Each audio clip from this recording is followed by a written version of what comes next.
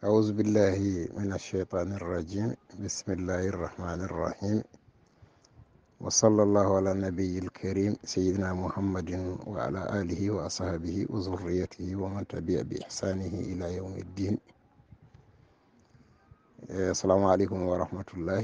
bandiraɓe sehilaɓe musidɓe tedduɓe, on calminama, on juurama, on ñagama duwaw, on ñagama yafuya, on neldama duwaw, on jafama to banggue men ga. On ñaganama Allah moƴƴere, on ñagama nde ñagontoɗon en Allah moƴƴere. Yo Allah waɗan en moƴƴere aduna e lahara. enen e dendagal bandiraɓe julɓe, en garti humnude aadi mo gadodirɗen e julɓe ɓe wonande nafilaji meɗen lewru korka, ko deftere wiyetede awnul ulama ussalihina, ballal anduɓe moƴƴuɓe.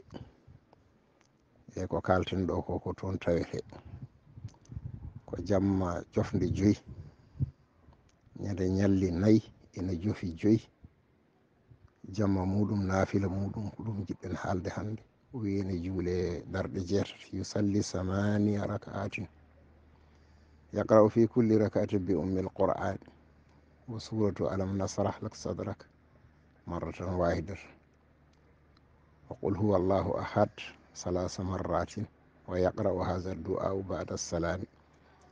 ko darɗe 8 juulete. darɗe ɗiɗi fof ene salmine.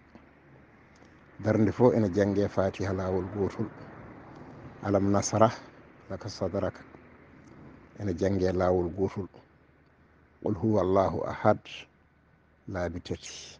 sa gayni janga oɗo duwaw mo jogorɗen haalde ɗo o.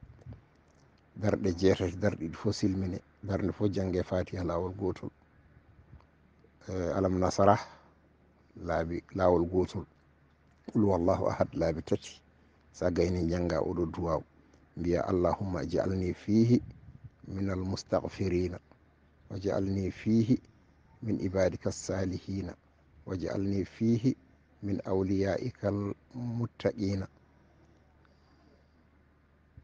birahatika ya akramal akramina wa sallallahu ala muhammad sallallahu alaihi wasallam.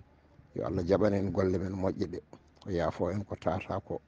yo Allah newnan en horde lewru ndu cellal e softede e yaajede e kala gueɗe moƴƴe. ɗum on jarama. o ko musidɗo moon Ibrahima Saydou Kane. yo Allah won ballo.